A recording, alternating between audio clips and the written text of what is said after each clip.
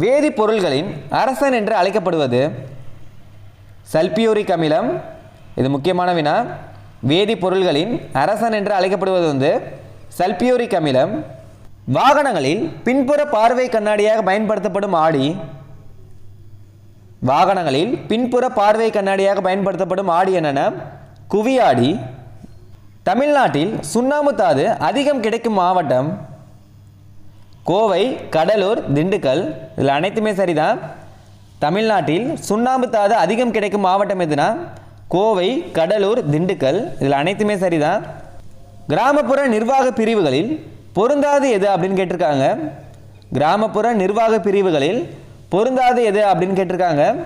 ஊராட்சி, பேரூராட்சி, மாவட்ட ஊராட்சி, ஊராட்சி ஒன்றியம். இதில் பொருந்தாது பேரூராட்சி.